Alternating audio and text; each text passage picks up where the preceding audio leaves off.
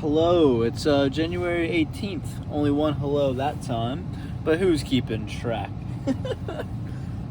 Today I kind of wanted to talk and reflect on COVID, the pandemic.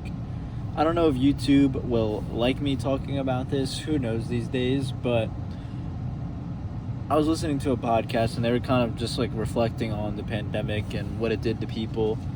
And I was like, yeah, that's totally true, especially considering the things that I'll be talking about in this journal here, which I believe it's journal 36, by the way. But hey, who's keeping track? To start, I want to ask a question. Has society become more paranoid, more anxious? Other things have happened, like the Russia-Ukraine war, Israel-Palestine. We had an election in 2020 where Biden beat Trump. Plenty of things have happened, and I'm forgetting, some major ones as well. But it seems as if we were sort of like reminded of the fragility of life, when we were thrust into the pandemic and we were all locked down. Like, it really can change in just an instant, and it can end in just an instant. I don't think what I'm saying is like a breakthrough. I'm not gonna be like revolutionary, but I think being locked inside does this to people. You realize that, wow, life can be taken from you, whether it's the government doing it, whether or not that was good or bad. It was probably a good thing to lock down, but like the government can affect your life, or something else, a car accident, or not to get too dark here, but you get the idea. I don't know, music as well. Like, when it comes to my age group, late teens to early 20s, some of the most popular music is opium. Say what you will about it, right? But it is popular. Playboy Cardi, Ken Carson, Destroy Lonely, Homicide Gang, and people that have been influenced by that sound, like Yeet, Dom Corleo, Hard Rock. The list goes on. Even Drake, to an extent, has been influenced by this, angry rage sound, and the ethos of this music is largely like pretty much living life fast because you don't know how long you'll have it. So typically when people talk in this music, it's about drugs, fashion, women, money, guns, etc. And so like it's a very radical approach to life. let's be honest. But you go to the concerts as well, which I have been, and it's just like reminds you of like the 90s Woodstock documentary. How like this generation of kids had some angst within them and they got it out here at these shows. And while I've never seen a show get out of hand as it did at Woodstock, it's very reminiscent of it. Not that I was at the 90s Woodstock, but you get the idea. That's worth mentioning, is like kids grew up pretty fast and they realized that, like, to some extent their life isn't theirs. I haven't gotten too political on these journals here, but if you don't have a whole lot of capital, is your life really yours? I think you have a difficult track to freedom and understanding what freedom really means within the context of capitalism. And speaking on this, it sort of does seem like COVID made us realize that geopolitics is pretty fucked. Like, let's take the case of America. Did anyone attack us? No, but in 2020 we had an election, like I mentioned earlier, Donald Trump and Joe Biden.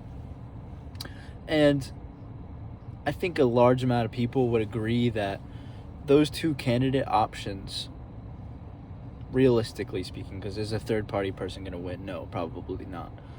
But those two candidates representing America, it just seems pretty dire. We don't really have any good choices. And that's not even coming from a right or left standpoint. I think that's just coming from a human standpoint. So there's that. I don't know. I kind of like, if you have disagreements with me, or if you have any experiences you want to share from the pandemic, let's make this sort of like a forum. You know, have some conversations about it. I'd love it. I'd love it. I'd love it. Anyways, I don't know why I just got really amped up. But you know, I was reflecting on this, and perhaps I'm projecting my own experiences. I have been more anxious since the pandemic. You know, being locked up for a good amount of time, and then having to come back and, you know, like restart my social life.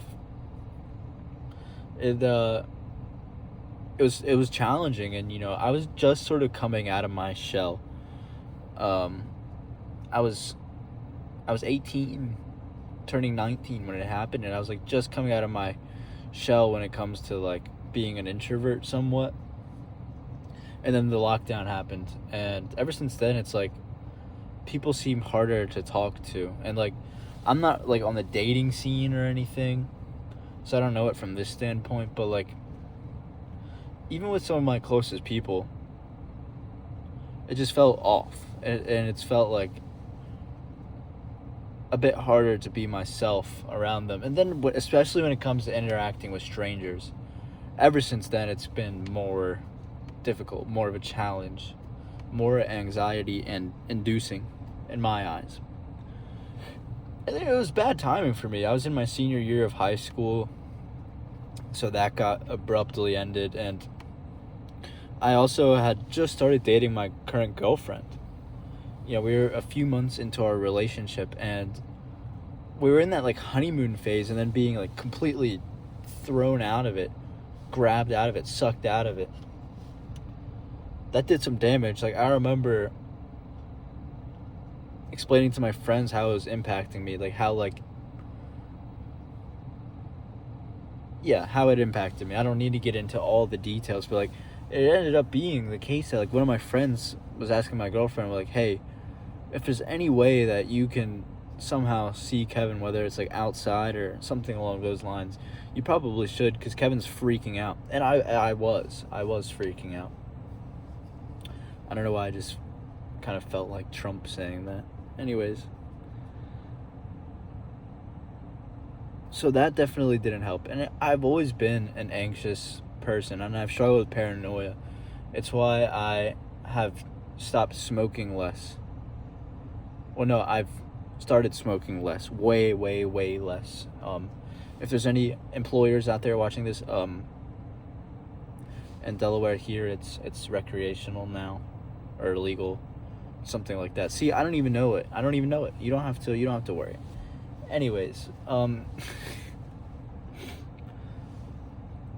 don't know. I just feel as if it definitely made my anxiety worse, and so maybe I'm projecting it onto the rest of society, but I don't think I'm out of bounds in saying that. I also feel as if I developed an unhealthy relationship with productivity. And I've made videos on this before, but like I'm so incessant on productivity, so constantly worried about, you know, being productive. What's the next move I can make to make me better off? And in turn, it almost makes me procrastinate more. You know, I'll sit there and I'll be like, I know I need to do this. And I'm worried about it.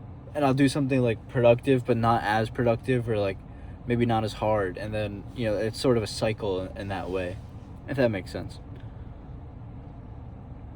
I kind of grew up in a flash, I feel.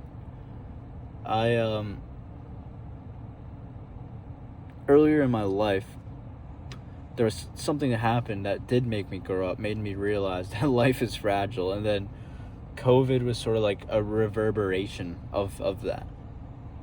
You know, I feel as if I was becoming pretty strong towards high school. I was definitely happy towards the end of high school. I was definitely really happy, and all that sort of thing. But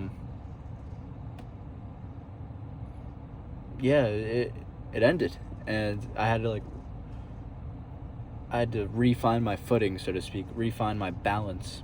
And since then, I still am. Anyways, I think COVID kind of just added more saturation to all of our problems. You have a picture and you go to edit it and you turn up the saturation. I just feel like that's what COVID did. I don't want to like put out a number or anything like that. It's impossible to quantify even. But like it definitely accentuated, if I'm using that word correctly.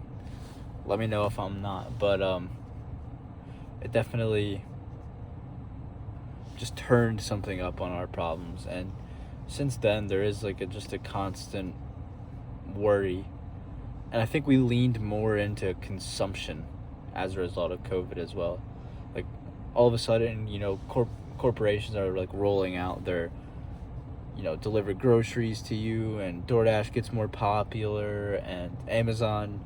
The point is, for massive companies, COVID didn't really hurt. If anything, it helped. It hurt right away, but ever since then it's only helped. Take a look at the numbers. I'm not out of bounds for saying that. And yeah, inflation did happen, but that's a very nuanced discussion, and I don't know if it's really appropriate here in this sense. I'm trying just to do this from a psychological, sociological, philosophical standpoint, not sheerly economic. So yeah, that's sort of my COVID retrospective. I wanted to make it like a human one. I'm not worried about profits. I'm not worried about anything like this. I'm not worried about how it affected these entities that aren't individual humans, because America does recognize corporations as human beings, as individuals with rights, which is, to me, is mistake number one. But anyways, I hope you see what I'm saying. Today's been better than yesterday. I don't have a headache. Cleaning wasn't as hard, and I have off tomorrow with cleaning now because we are expecting another snowstorm. I'm supposed to work at night tomorrow, so that could get pretty complicated. But I won't worry about it yet. I'll see how the rest of today goes and the rest of tomorrow goes before work. That is probably about it. I'm ready to head into the gym here. I am pretty hungry, so I'll see how that... Normally I forget about my hunger when I work out. So yeah, I hope you all are having a good Thursday. It's towards the end of the week. If you don't work on the weekends, then you're definitely looking forward to it. And if you do, then hopefully, I don't know. Peace and love.